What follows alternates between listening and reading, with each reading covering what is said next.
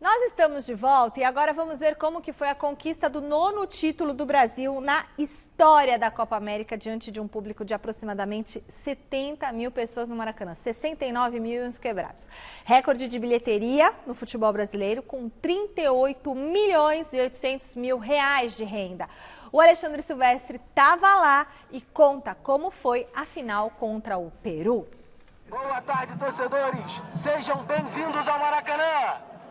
Buenas tardes, sejam bem-vindos ao Maracanã. O Cristo Redentor de braços abertos sobre a Guanabara, observando a realidade do morro. E mais abaixo, o público carioca, brasileiro, estrangeiro, em festa no esporte que une os povos. As estrelas, os astros, Tite e a tropa verde e amarela chegam ao palco do espetáculo. Lindo cenário, digno de cartão postal para um duelo de contrastes que vale a taça do nosso continente. Mi país querido, mi país bendito que me dio nacer. Vamos, Peru, Meu, não fala assim da gente não aqui dentro, porra! Tá louco? Uma verdadeira massa humana, um mar de gente, porque neste domingo de sol na cidade maravilhosa no Rio de Janeiro, todos os caminhos levam a este lugar que para mim ainda é, mesmo que simbolicamente, o maior do mundo, Estádio Mário Filho, o Maracanã, a meca do futebol. Lá dentro tem final da Copa América e qual torcida rirá por último? A brasileira ou a peruana? É brasileiro, tem que tá feliz com a seleção. A seleção tá aí sempre, tem que estar junto, tem que estar comemorando. Brasileiro sempre acredita. Eu também sou. Brasil! O Neymar está fazendo falta. Graças a Deus. Obrigado, Nájila! Nájila, te amo. Vamos a hacer historia. Hoy vamos a hacer historia. Ganemos o perdamos, pero ya estamos haciendo historia. ¿Ok? Vamos con todo, ¿ok? Aqui, ó, esse aqui é brasileiro São Paulino. Esse aqui é Santista. Esse aqui é Palmeirense. brasileiro palmeirense. E tinha que chegar. Tá em todo lugar. Corintiano tá em todo lugar, porra. Vai entre as torcidas. Vai entre as torcidas. Se ferraram. Compraram ingresso pra final pra ver o Uruguai. Eu queria também que fosse Brasil e Uruguai, mas não vai rolar, né, cara? Não, a próxima vez. Maracanaço hoje não. Peruzaço? No, que ganen mejor, pero Maracanazo solo nosotros. Então hoje será um peruzaço ou não? No creo. Não vai dar zebra? No creo. O Brasil abre o placar, grande jogada de Gabriel Jesus, cruzamento na medida e Cebolinha firme, estufa a rede. Antes do intervalo, o juizão nem pestaneja, vê pênalti de Thiago Silva, mão na bola. O VAR entra em ação, pede revisão, penalidade confirmada pelo chileno Roberto Tobar. Cobrança precisa, fria e calculista. Paulo Guerreiro empata a partida. A alegria peruana dura pouquíssimo. Gabriel Jesus, no minuto final da etapa inicial, bota o Brasil de novo na frente, 2-1. Gabriel Jesus cai na catimba dos caras e choveram mais cedo para ele, que pecado. E quem para o Cebolinha, hein? O Zambrano na trombada, foi na cal, chama o VAR, deixa na cal e coloca no barbante, Richarlison. Gol do título, Brasil campeão, 3, Peru vice, 1.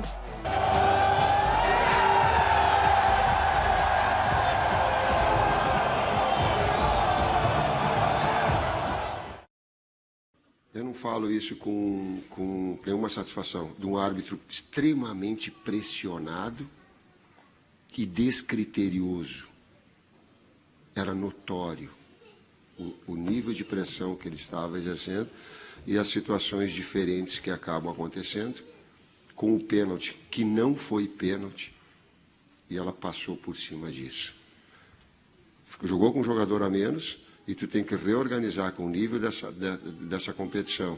E aí tu tem, daqui a pouco, uma possibilidade de tomar um empate e ir para uma prorrogação. Então ela passou por cima da qualidade do Peru. O Peru só perdeu, acredito, para nós. Só para nós. E às vezes a gente pega e rotula a equipe por ranking da FIFA e não avalia o momento atual dela, né? Da solidez e do trabalho do Gareca. Afora a qualidade dele, o descritério da arbitragem que foi notório, em erro crasso, que em jogos de alto nível não pode acontecer. Eu me tornei técnico da seleção hoje, então, definitivamente dirigindo no Maracanã, que é pelo simbolismo do templo, o templo maior do futebol. É por isso que eu coloco nessa conotação. Bom, Flávio, tá aí a seleção brasileira, a gente já falava durante a semana, acho que a seleção não fez mais do que obrigação vencer a seleção do Peru, não é?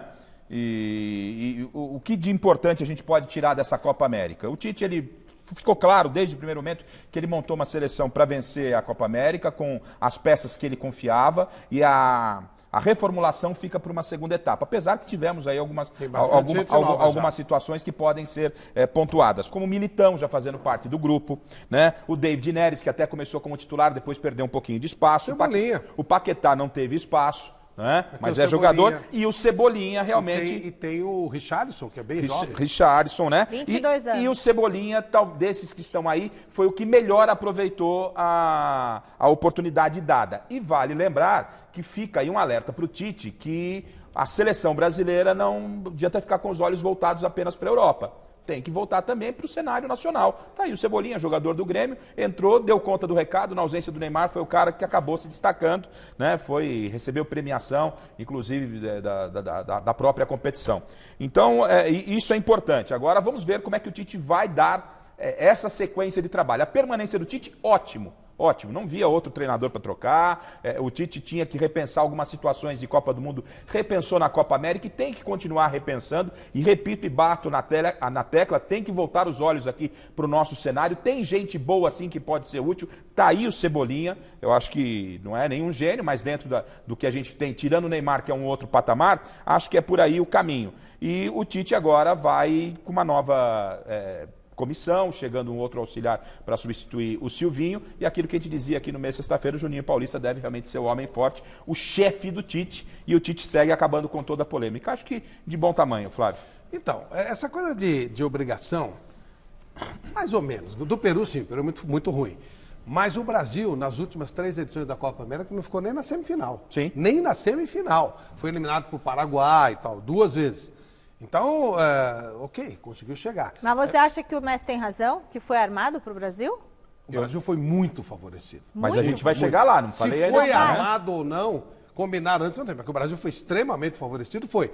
E a pressão que o Tite fala, ele tem razão. No jogo de ontem, os 2 pênaltis não foram, a expulsão do Gabriel Jesus foi errada. Então, o árbitro, realmente, o Tobar estava pressionado em cima do que aconteceu antes.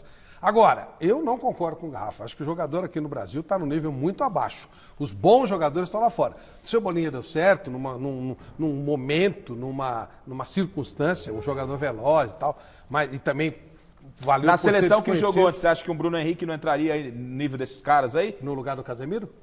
Não, podia ser ali como... Esse é o ponto, é no lugar de quem? Mas você vai ter... Eu não estou dizendo que o cara daqui grupo, seja... Flávio. Não, grupo de jogadores de um nível mais elevado.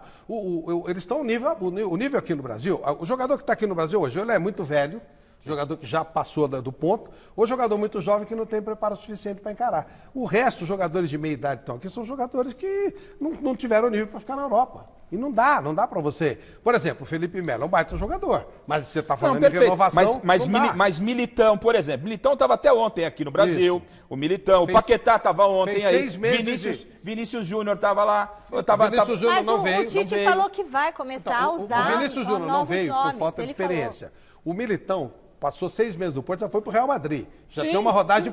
E falou várias vezes que aprendeu em 6 meses no Real Madrid, como no Porto, e como o Vinícius Júnior diz no Real Madrid, que aprendeu em 3 meses mais taticamente do que aprendeu a vida inteira aqui no Brasil. Nós estamos muito atrasados. O nível do nosso jogo está muito baixo. Mas então esses você caras, tem que trazer os melhores. Mas esses caras que estão aí, esses que jogam na Europa, Flávio, sim, que são as grandes estrelas, fazem um nível baixo. Eles engrossam o jogo com o Peru, eles engrossam o jogo com a Venezuela, não é? Então você imagina os que têm nível mais baixo.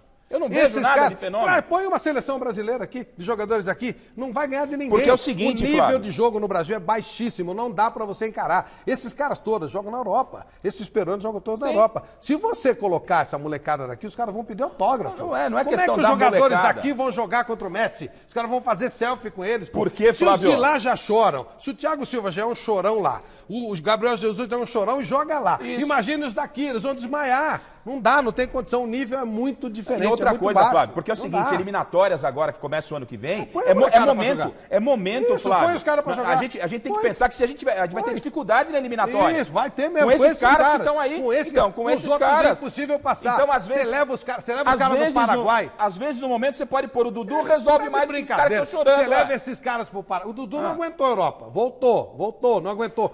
E não aguentou o seleção futebol tem que russo ser lá. hoje mais do que nunca tratado como momento. Leva os caras daqui. Como momento. Vai chegar no Paraguai, vão chorar, vão desmaiar dentro de campo. Não tem capacidade de ganhar nada. São jogadores E você falava inferiores. exatamente nesse tom, falando que a seleção brasileira não ia ganhar nada sem o Neymar, pois ganhou. Então, falava. Eu falei que o nível da seleção que seria como muito Neymar mais baixo. já era E a difícil, seleção sem Neymar brasileira. era impossível. E foi a seleção. Ué, Copa do Mundo é impossível. Mas a Copa América, você falou. Copa América é E a um gente ganhou a campeonato Copa de um nível América. baixíssimo. Bom, e no jogo temos difícil. que seguir. E ela empatou com a Temos que Venezuela, seguir. empatou com o Paraguai e roubou a Argentina. Pra Ela fazer ganhou o que a esses Copa caras América. fizeram, Ela quem tá ganhou aqui do no Brasil Peru. pode fazer também do Ela mesmo ganhou jeito. do Peru. Tá muito Pra tenso fazer essa o que coisa aqui. pra empatar com a Venezuela, Flávio, pegar um time ajeitado da Gazeta aqui, olha que a gente... quero ver. É brincadeira. Eu quero hein? ver. Eu quero Esses ver. caras estão Pessoal, devendo. Os caras estão devendo. Por que eles não ganham o Corta jogo o da microfone Libertadores? dele. Perdem de Corta o qualquer um. microfone O dele. Gabriel Jesus, o educadinho, muito educado com o Casagrande, a mãe dele deu educação, onde ele só faltou derrubar a casinha do VAR. Perdem de qualquer